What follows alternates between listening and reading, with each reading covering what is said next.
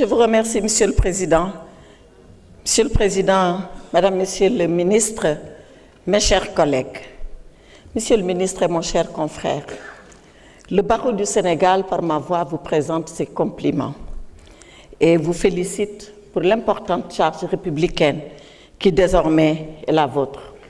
Après vous avoir félicité notre police nationale. Nous sommes républicains un jour et nous le sommes pour toujours. Nous ne sommes pas des républicains à géométrie variable.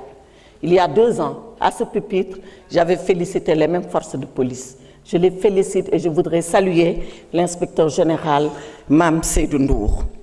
Monsieur le ministre de l'Intérieur, là où vous êtes, vous incarnez le caractère régalien de l'État, c'est-à-dire l'État dans sa souveraineté le plus absolue. Et pourtant, vous êtes le ministre des antinomies. Vous êtes le ministre de l'État central et vous le savez, vous êtes dans le même temps le ministre de l'État décentralisé par vos gouverneurs, vos préfets, vos sous-préfets qui contrôlent a posteriori l'action et les décisions des collectivités territoriales.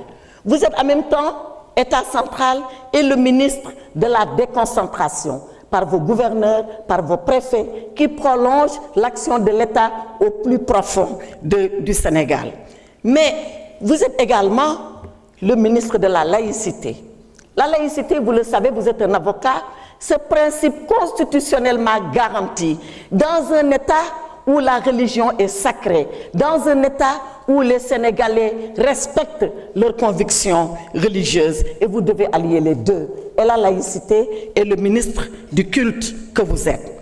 Vous êtes le ministre de l'Intérieur, mais vous devez surveiller les frontières, l'autre antinomie.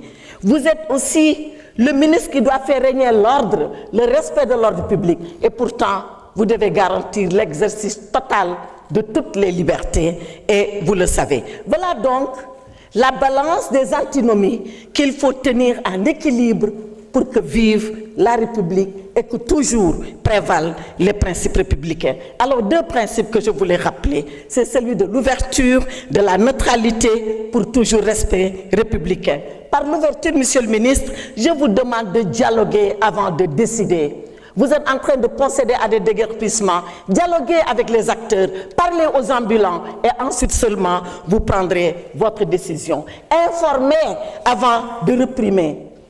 Votre ancien prédécesseur, très lointain, qui s'appelait Fouché, a dit qu'il y a plus important que la force. Ce qui est plus important de la force, c'est comment utiliser la force. Je le dis pour vous, je le dis pour les forces de police qui sont là sous votre autorité. Ce qu'on a vu à l'université, évitons-le. Ce qu'on a vu ailleurs, évitons-le. Que la police y aille avec son sens républicain que nous saluons encore. Et pour finir, vous devez rester le ministre le plus républicain, c'est-à-dire être à équidistance de tous les partis politiques avec lesquels vous devez dialoguer, vous devez entretenir un dialogue franc et sincère, parce que ce que le Sénégal a réussi de tous les régimes, c'est surtout sur le plan électoral d'ouvrir un dialogue avec les acteurs. Je vous recommande de le faire. Refusez d'endosser cette veste derrière laquelle a été estampillé partisan. Refusez d'endosser cette veste-là parce que vous êtes le ministre de la République et que vous devez rester républicain. Et si par extraordinaire, vous devez douter de cela, allez visiter la galerie photo de votre ministère. Vous y verrez Waldio Ndiaye, avocat comme vous, comme moi, qui a été un ministre de l'Intérieur. Vous y verrez Amadou Clédor Sall, le sens de l'État et de l'administration. Vous y verrez le général Mamadou Niang, un soldat au cœur de la République. Vous y verrez surtout Macky Sall, ministre de l'Intérieur, Premier ministre, président de l'Assemblée nationale et président de la République du Sénégal. Monsieur le ministre, c'est le plus grand mal que je vous souhaite. C'est sous le bénéfice de ces observations